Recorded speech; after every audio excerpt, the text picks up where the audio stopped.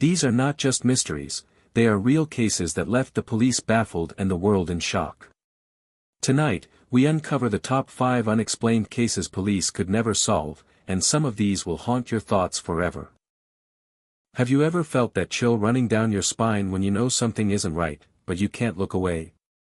Tonight, I'm taking you through top 10 unexplained cases police could never solve, real stories that will haunt your thoughts long after the screen goes dark.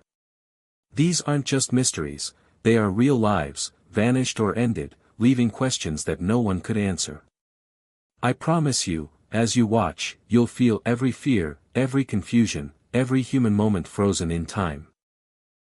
Stay with me, because once these secrets unfold, you'll never forget them. If you love uncovering real mysteries that will keep you on the edge of your seat, make sure to hit that subscribe button and join me on every chilling journey. 1. The Dyatlov Pass Incident, Russia, 1959. The cold there feels different. It does not just touch your skin, it goes inside your thoughts. When I first stood near Dyatlov Pass, the wind kept hitting my face like it was trying to warn me to leave. There was nothing dramatic to see. Just snow, trees, and a quiet that felt uncomfortable. This was the same place where 9 young hikers disappeared into the night in 1959, and never came back alive. They were not beginners. These people knew the mountains. They laughed in their photos. They trusted their leader, Igor Dyatlov. Reading their diaries later feels strange, because their words are calm, even hopeful. They had no idea what was waiting for them. That night, something happened so suddenly that fear took over reason. The tent was found days later. That image never leaves my mind. The tent was still standing, but slashed open from the inside. Not outside. Inside. I tried to imagine that moment. Sitting inside, hearing something, feeling something, and deciding that staying inside was worse than running into deadly cold. That choice alone tells you how terrified they must have been. Footprints led away from the tent. Some barefoot. Some wearing only socks. I looked at the ground and thought about how sharp the snow must have felt. Skin against ice. Lungs burning with cold air. Panic pushing them forward even when their bodies were shutting down. The bodies were found in different places, like a broken story scattered across the forest. 2 near a tree, almost naked, hands burned as if they tried to make a fire. Others lay frozen between the tree and the tent, like they were trying to go back, step by step, before collapsing. Some had injuries that made no sense. Broken ribs. Crushed skulls. No wounds on the skin to explain such force. One detail always makes the air feel heavier. Radiation was found on some clothes. No clear reason. No clear source. Police could not explain it. They closed the case with words that still feel empty today, an unknown force. Standing there, I felt watched. Not by something supernatural, but by the weight of what happened. Real people died here. Friends. Students. Someone screamed first. Someone hesitated. Someone probably begged to go back. The mountain never answered. It still does not. The snow keeps falling, covering footprints again and again, as if it wants the story forgotten. But the silence of Dyatlov Pass is loud. And once you hear it, you never forget it. 2. The Istil Woman, Norway, 1970. The valley feels colder than it should. Even in daylight, Istillen has a way of dimming everything, like the sun does not fully trust this place. When I walked along the narrow path, the ground was damp and dark, and the trees stood too close together. Locals were right to warn me. This is not a place that feels alive. It feels like something ended here and never fully left. In 1970, a woman was found burned on this slope. At first, police thought it might be an accident. Standing there now, that explanation feels weak. The ground is uneven, the air is heavy, and it is hard to imagine someone simply wandering here by mistake. Her body was badly burned. But what stayed with investigators were the details around her. Empty pill bottles. A melted plastic bottle that smelled like fuel. Burned clothes placed neatly nearby, as if someone took time to arrange them. The strange part was not just how she died, but who she was. Or more accurately, who she was not. No one could identify her. No fingerprints. No documents.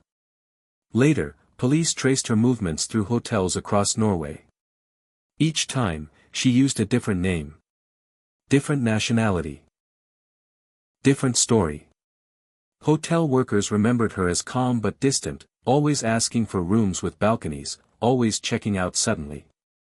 I kept thinking about her hotel rooms. Quiet spaces where she sat alone, carefully removing labels from clothes, wiping bottles clean, erasing herself piece by piece. That kind of behavior does not come from panic. It comes from long preparation. Someone living a life made of shadows. The autopsy only deepened the mystery. Sleeping pills were found in her system, but not enough to kill her. Soot in her lungs showed she was alive while burning. That detail is hard to process. It means fear. Pain. Awareness. No clear signs proved suicide. No evidence confirmed murder. The case stayed balanced on a thin line between the two. Then there were the notes. Coded writing found in her belongings. Letters and symbols that looked meaningless. Police tried to decode them, but nothing solid emerged. Some believed she was a spy. Others thought she was running from something personal. No theory explained everything. Years later, her grave still reads, "Unknown Woman." No family ever came forward. No past ever caught up with her. Standing in the valley, I felt an uncomfortable thought settle in. Maybe she wanted it that way. Maybe disappearing was the goal. The case was closed without answers. Police could not explain who she was or why she died here. And as the wind moved through the trees, it felt like the valley was doing what it always does. Keeping the truth to itself, and letting the mystery breathe. 3. The Villisca Axe Murders, USA, 1912. The house looks ordinary at first.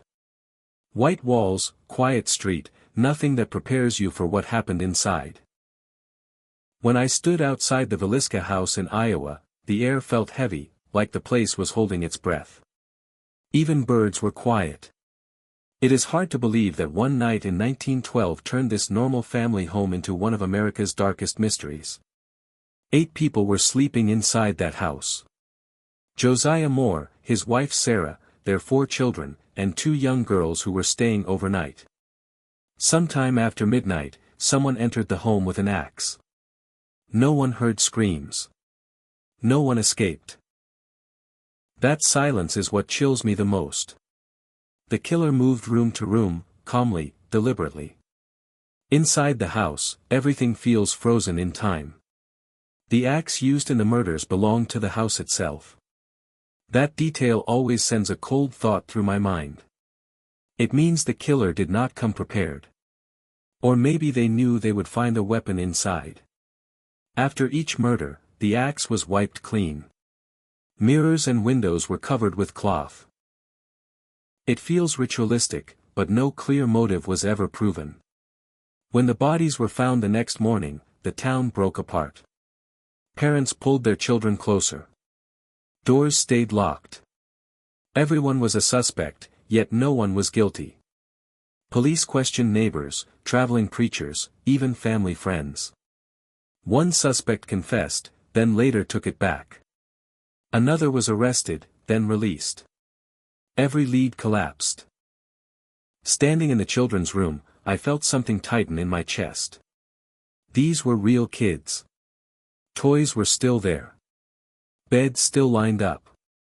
The idea that they never woke up fully, never had a chance to run, makes the room feel smaller. The past feels close here, like it is leaning in. What makes the case more disturbing is that nothing was stolen. No robbery. No clear reason. The killer vanished into the night, leaving behind confusion and fear. Police eventually closed the case without a conviction. To this day, no one knows who did it. People say the house is haunted now. I won't say what is real or not. But I will say this, when you stand inside, the silence feels wrong. Not peaceful. Empty. As if something terrible happened and the walls remember it. The Villisca Axe murders were never solved. 8 lives were taken, and justice never arrived. The house still stands, and the questions still echo inside it. Some mysteries do not fade with time. They wait. For the Springfield 3 disappearance, USA, 1992. The house felt empty before anyone even noticed they were gone. On a warm night in Springfield, Missouri, 3 women went to bed like any other evening. Suzanne, Stacy, and Cheryl never imagined that their lives would vanish into the unknown, leaving nothing behind. When I walked past that quiet street decades later, the silence felt too heavy to be normal. Every creak of a branch, every whisper of wind, seemed louder than it should be, as if the neighborhood remembered that night. The morning after, Suzanne's mother noticed something strange. The front door was unlocked. The porch light was on. Inside, the house was untouched. Dishes in the sink. Beds made. Nothing stolen. No sign of struggle. Yet, the 3 women were gone. It's the kind of disappearance that makes your mind replay every detail, looking for something you might have missed. Even now, imagining it sends a chill down my spine.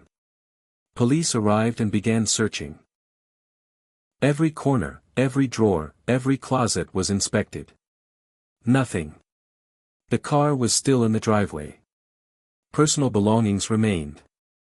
Even more unsettling, the family dog was locked in the house but did not bark during whatever took place.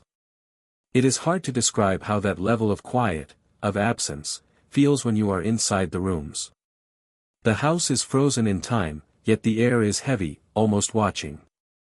Theories spread quickly. Kidnapping. A runaway attempt. Foul play. But every angle had flaws. No one reported seeing suspicious cars. No ransom notes appeared. Phone calls came back unanswered, and tips went cold. Weeks turned into months. Months into years. And still, nothing. No answers. The community grew uneasy. Every night, neighbors checked their doors twice. Windows stayed closed. Sleep became cautious. I kept thinking about the women. Their last moments. Did they know they were being taken? Did fear grip them as strongly as the fear I feel standing in that house now? Imagining their thoughts, their confusion, the sudden disappearance, it is enough to unsettle anyone. They trusted their home. They trusted their night. And everything was gone in an instant. The Springfield 3 case remains unsolved. No trace, no clue that could lead to closure. Police files are open, but the mystery refuses to yield. When you stand there, you feel the weight of the unknown pressing down. A normal neighborhood, a normal night, and yet lives erased without explanation. Some mysteries leave scars on the land itself, and Springfield remembers. Even decades later, the house seems to hold its breath. Shadows stretch longer than they should. The quiet is unnatural. You walk through the rooms and feel the space remembering what happened, holding it just out of reach. And I cannot help but wonder if the answers will ever come, or if they are meant to remain lost forever. 5. The Lead Masks Case, Brazil, 1966. The night in Rio de Janeiro felt unusually quiet. Even in a city that never sleeps, that area was still, as if the world had held its breath.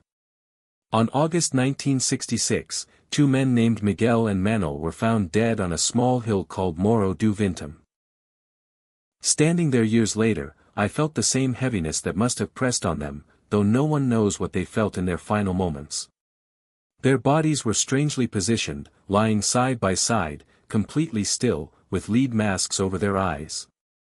The masks were heavy, cold, unnatural, like something out of a ritual. Around them, the police found notes written in messy handwriting. Instructions, cryptic words about water and timing, something like, "Be at the hill at 4 p.m. Ingest capsules, protect eyes, wait for signal." No one could decipher it fully. Their briefcases were untouched.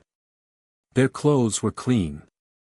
Everything suggested preparation, yet the outcome was death.